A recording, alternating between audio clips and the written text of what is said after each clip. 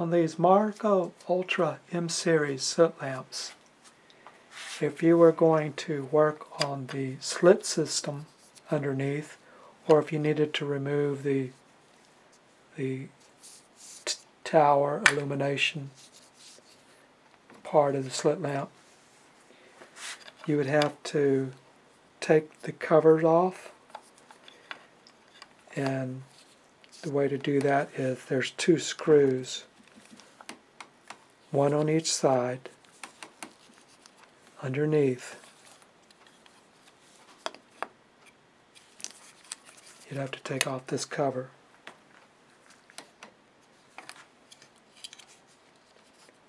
These 2 screws. Now I'm showing you this because we have wires coming out. This one only has one wire, one cable. This one has 2 cables. It's because this one does not have the background and illumination. It only has one rheostat. But this one has a background illumination. It's got 2 rheostats on each side, and so it's going to have 2 cables coming out. So what we're going to have to do, we're going to have to unhook the cable, however way it is. This one has a Molex connector in there.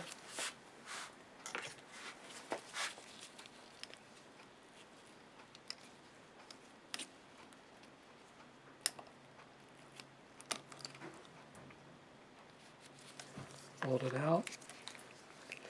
And on top of the shaft, there's a flat washer and 2 Phillips screws.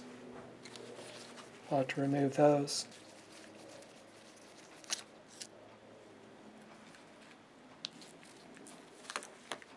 Now this washer, it's got 2 little grooves on the side. That's going to give you space to pull this plug out, this square plug. How can a square go through a round hole? Well, they've got little notches, so you can work it and sneak it through that opening to come out. See those notches? You need those. Then you'll have 2 other flat washers.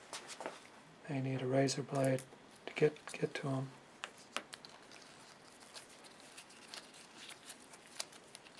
Pull those out. There's your bearings. They should stay in there. They should be flat, but they may come out while you're operating it. And I think we just kind of lift up. Well, we'll see what happens when we lift up.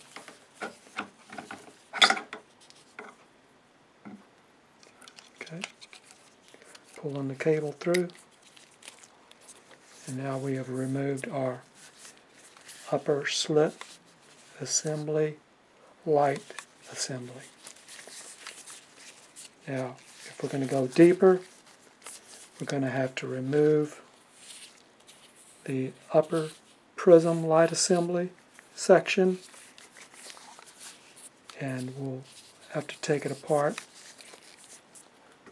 I just wanted to point out that you'll notice there's 3 detents here, and here's the bearing that the detent falls in.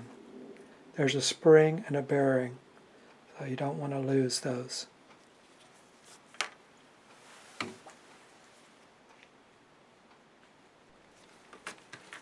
On the bottom we have a number of Allen screws. The big ones, the larger size, are what's holding this body to this section. The smaller ones, those are your LED access screws. They're small. If you were to take those off, you could pull the disc out and you would see your LED assembly. But we're going to take off the big ones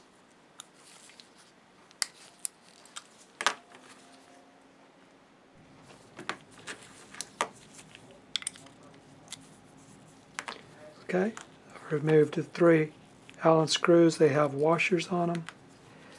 Now there's 2 big screws here, and on the other side, they are on the bottom of this arm, and there's 2 Phillips on that same arm.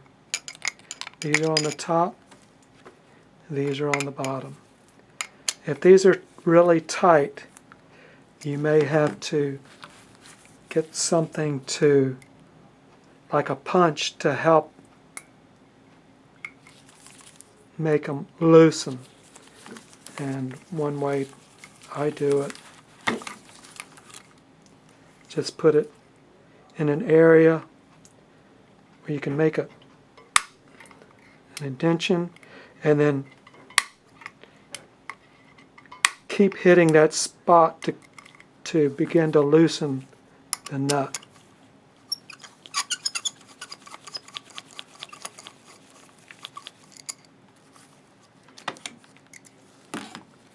Or the bolt. And same thing if that one's too tight, but it may not be. It's okay. So we're removing these 2 screws.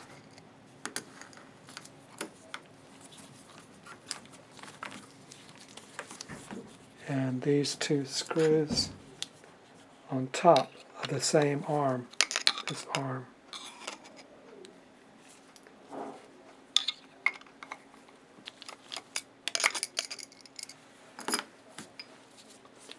Let's see if we have separation.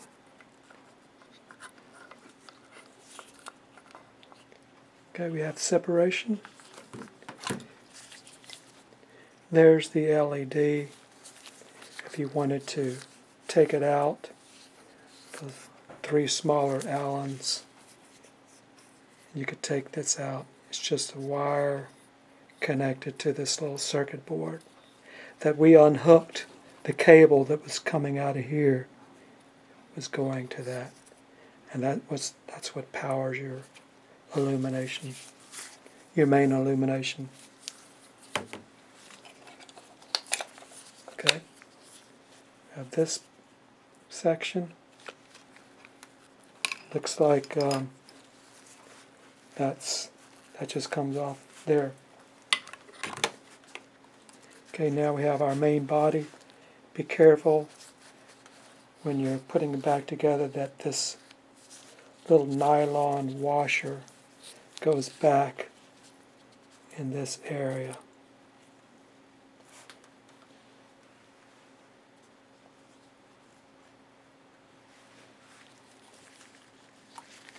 Okay. Underneath here we have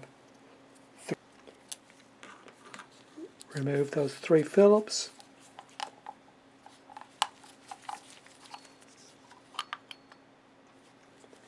Take this with the condensing lens on it. You can remove that.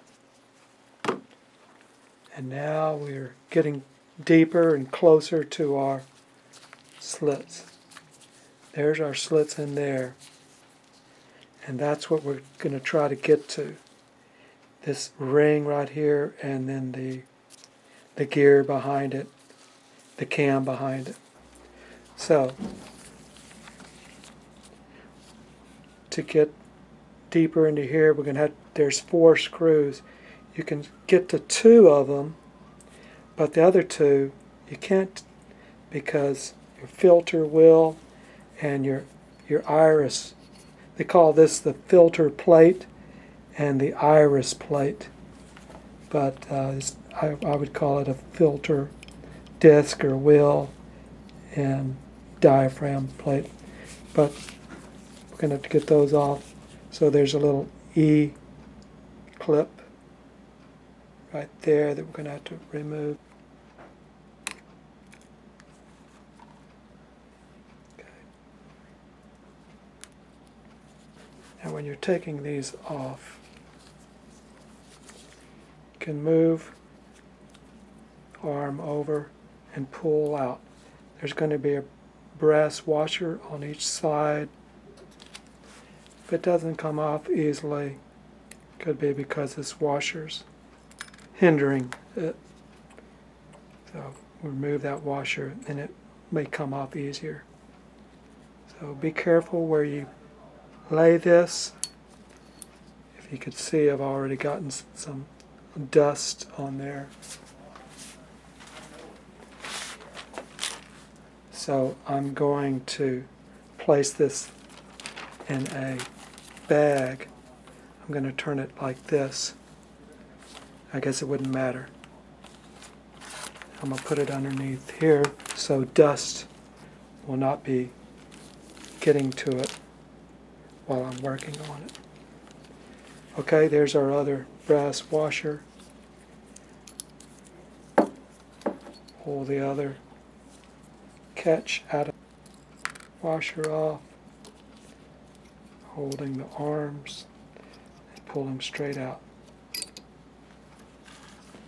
Now this diaphragm plate, you want to be careful about how you lay it down because one side is flush on your edges and you don't want anything to touch that because if you touch it, you're going to get stuff on it.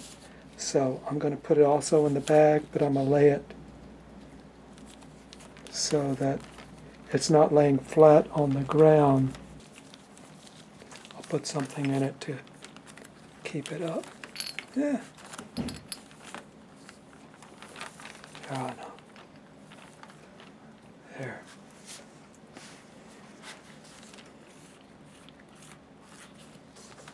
Okay, now we can get to our 4 screws that are holding our slit assembly in.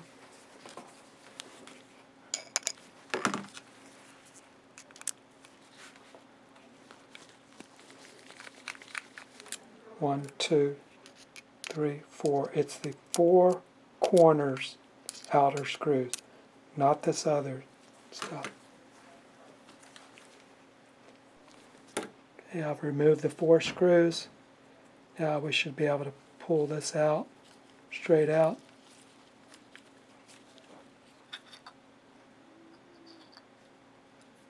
And there it is.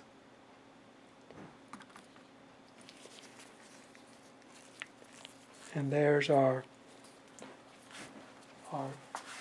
shaft with the gear, and you can see the brake nut in there.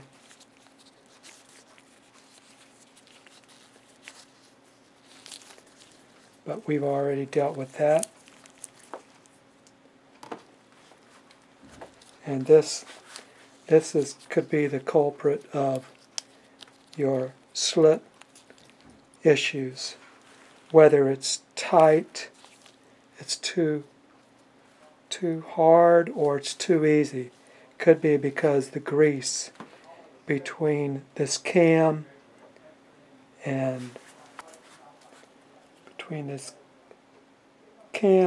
base tube, the grease in there may have broken down. So we're going to take this ring off. There's a very small screw, lock screw, holding this ring on.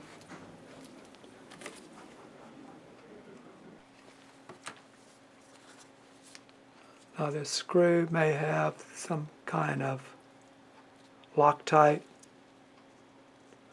or fingernail polish on it. You might have to get some acetone and put some on this screw. And I'm using a 1.2, but it's a very small screw. And I would go back and forth to begin to loosen it until it turns a little more and more, and then go ahead and loosen it. You don't have to pull it all the way out. You can leave it flush with the outside. That's okay. And then you'll have to turn that little ring.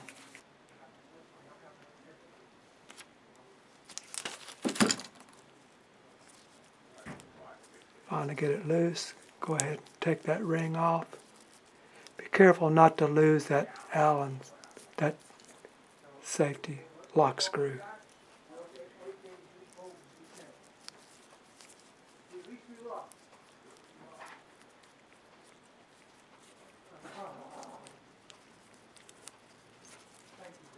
There's a screw.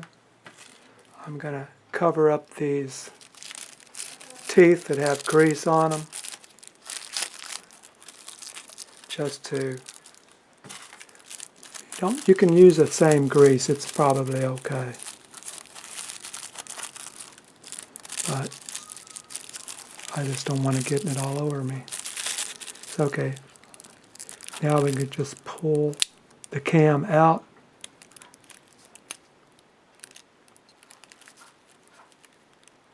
And this is the tube that it rides on.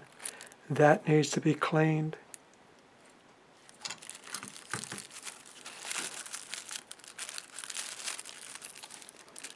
Inside here needs to be cleaned. This little track in here needs to be cleaned. See, that track is riding on these little rollers.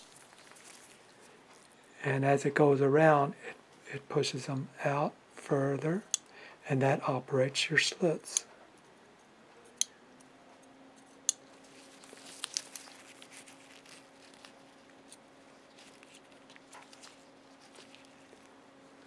So when this cam in its grooves are going around, it's pushing these rollers in and out, and that's operating your slits. So we need to clean everything and re-grease it. I'm going to use cotton swabs and fuel or lighter fluid to clean all this area. Clean all this. And inside of here, I want to clean all that area up too. Once you have that clean, probably the best grease to use for this application is the number 9, Haag-Streit number 9. It's a thicker grease, and you need a little thicker grease than a thin grease because you're going to need that tension. It's going to have a little bit, the viscosity is thicker, and you need that. So I hope you can get a thicker type of grease. But for this application, the number 9 from Haag-Streit is the best. So what you do is coat this tube all the way around. Coat the inside of the cam and all these edges. You don't have to do the outer edge because it's never going to ride on that. It's always going to be traveling here, this elliptical. That's what the rollers are going to be riding on, and that's what needs lubrication. So make sure you have it's lubed all the way around on the inside and lubed in here.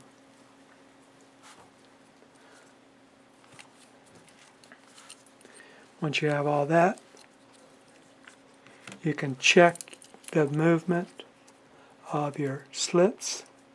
They should be moving freely. Nothing should be holding them. You don't need to put any oil on them or grease. They should be moving freely. And you can hold it up to the light to see if there's a gap. And if there's a gap, then you need to find out what it is. And it could be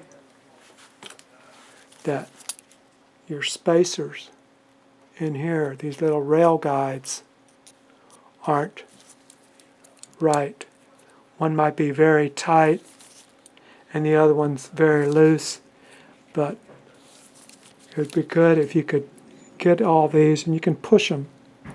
You can push them a little bit from the outer side get a little bit of a gap when they're closed. There should be a little gap.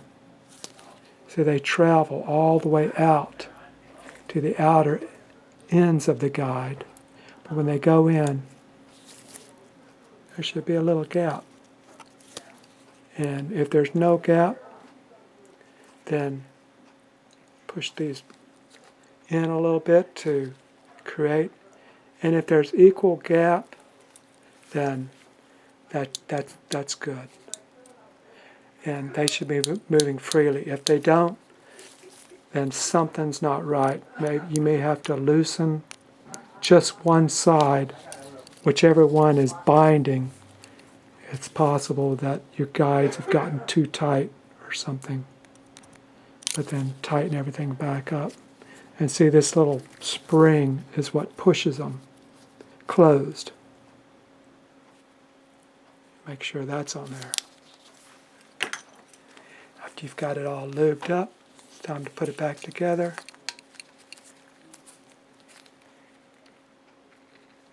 Doesn't matter how you put it in, it's going to find its way.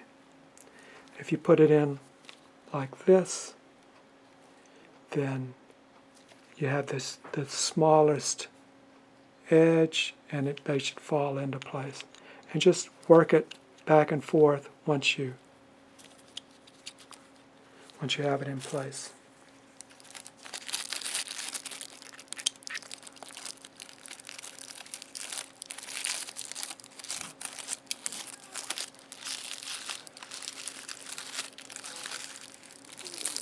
Okay, we have that. It's moving freely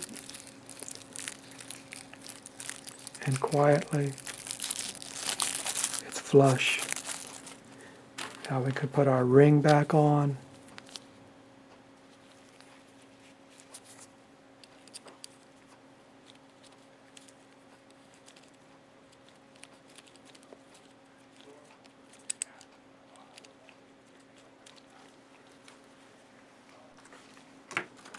We have our ring back on.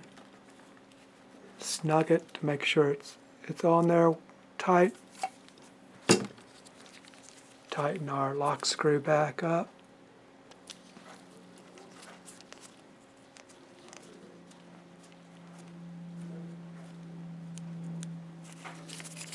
You might want to put a little bit of fingernail polish or Loctite on there, on that screw, so that it doesn't back up.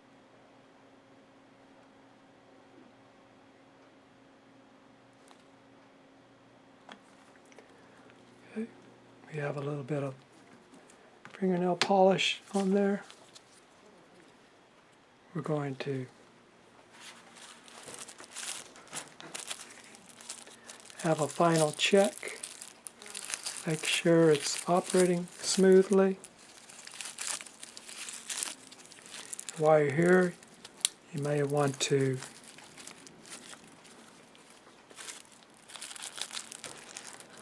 clean your slits one last time with some acetone and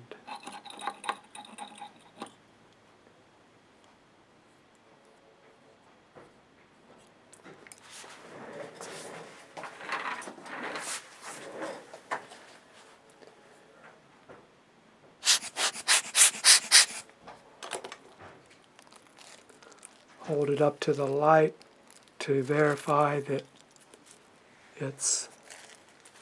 there's no gap, and then we're ready to reinstall.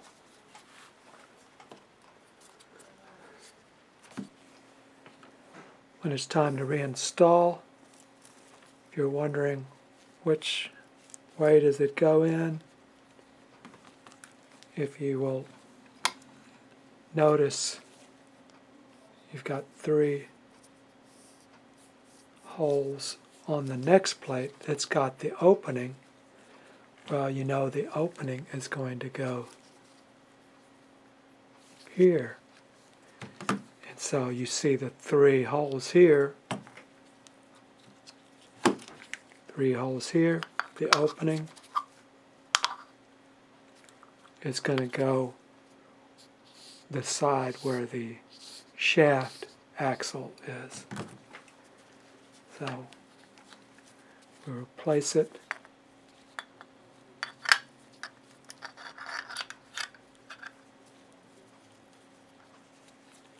So you may have to turn your knobs a little bit to get the teeth lined up, and then insert your 4 screws and tighten them up.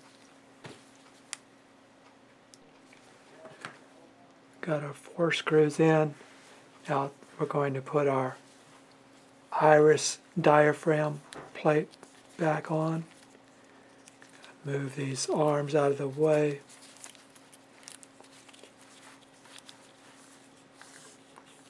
Slide it on.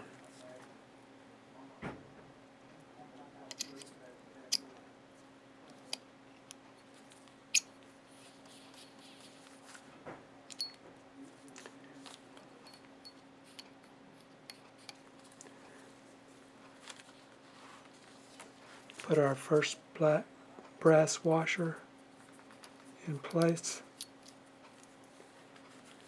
and then our filter plate. Make sure it's clean.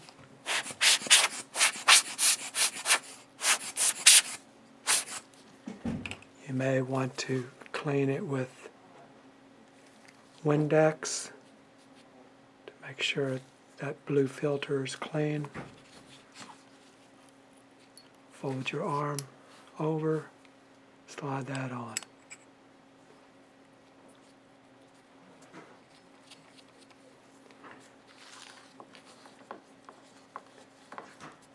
Install the other brass washer. Be careful not to touch your diaphragms. Your filters when you're putting this on. And then we put our E-clip.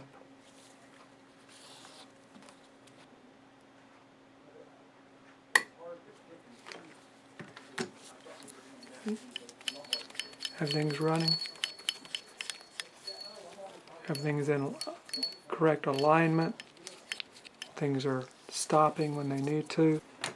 Now we can put our next plate on with the 3 holes and the gap.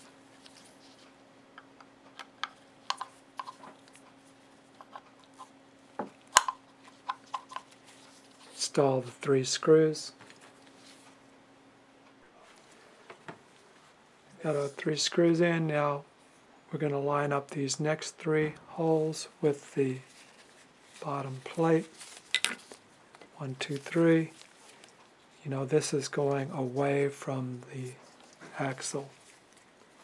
So line up those holes.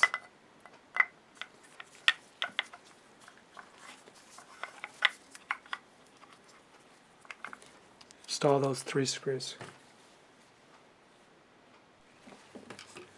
Now before you tighten it, those 3 Allens up, try to maneuver it so that there's similar spacing, similar free spacing around,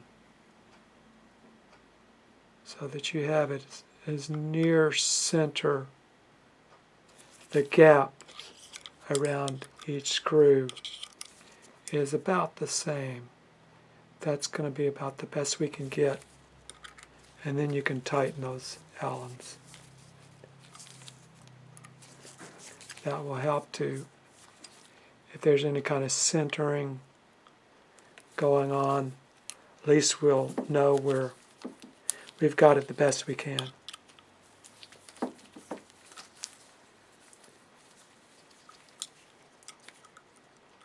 Tighten those up. And then now it's time to put the other half on. The arm. Make sure we have this little ring. It's paper thin, and it's made out of nylon, but it's just enough to enable it to slide easily. And there's a little bit of grease on it, so just leave it there. When we put it on, we're going to be careful about our wire and sneak the arm underneath that wire and on top of there at the same time.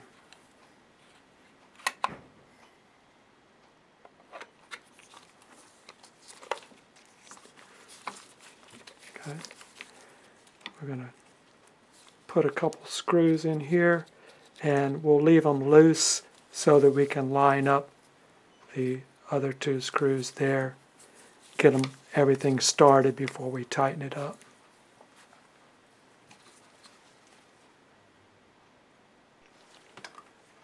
Got all the screws in. I tightened these up first because they seem to have a tighter area to fit in. I tightened these up first, and then I tightened up these other screws on the other side of this arm. Everything's moving freely.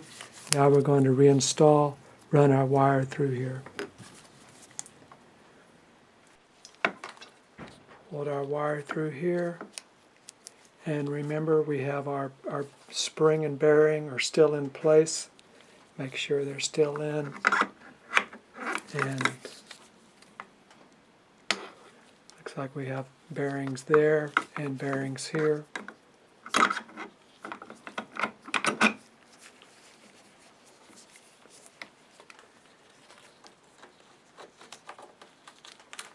Bearings need to be flat.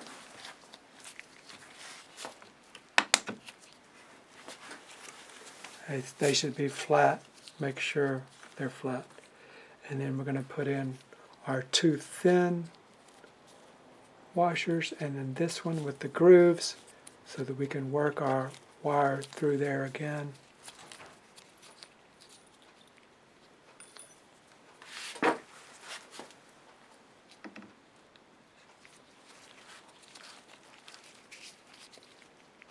See if we can get it through again.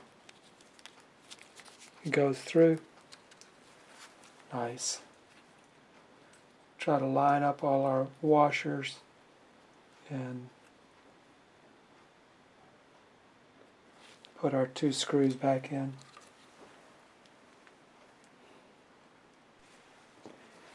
When we're putting this washer back on, try to put it on the same way that it came off.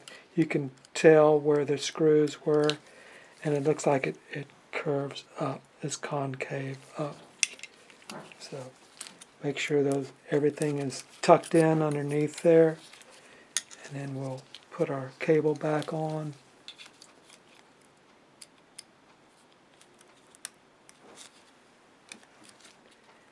It clicks in, then we can put our cover back on.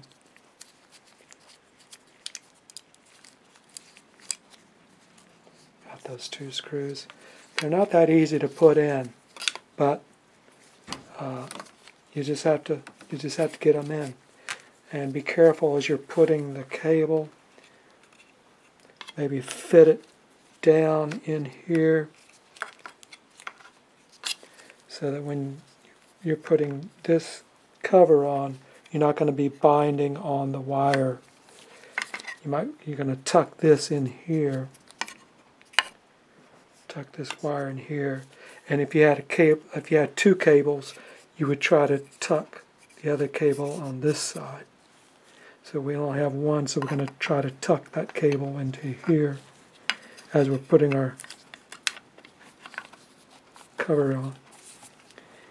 And then I'm going to install the two screws, and I will leave the rest to you.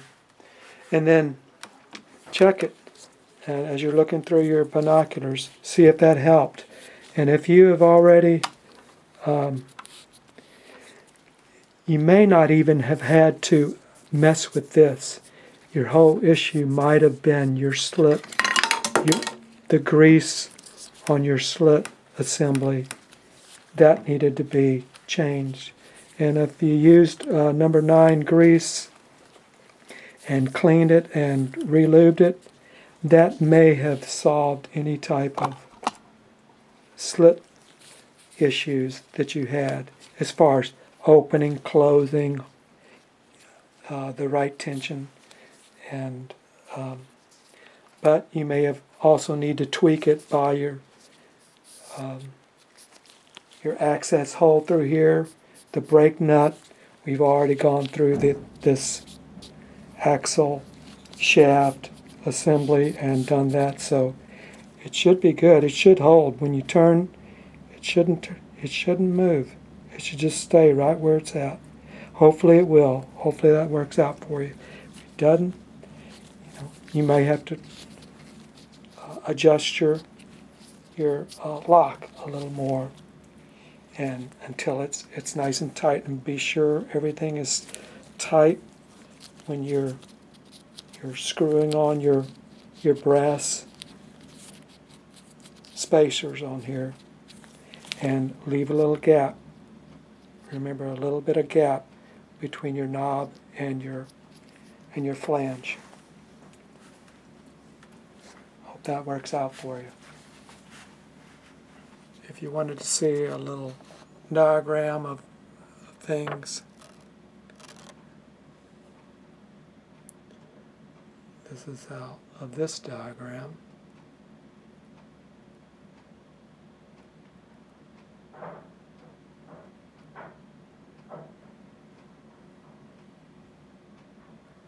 Sorry if I was moving too fast.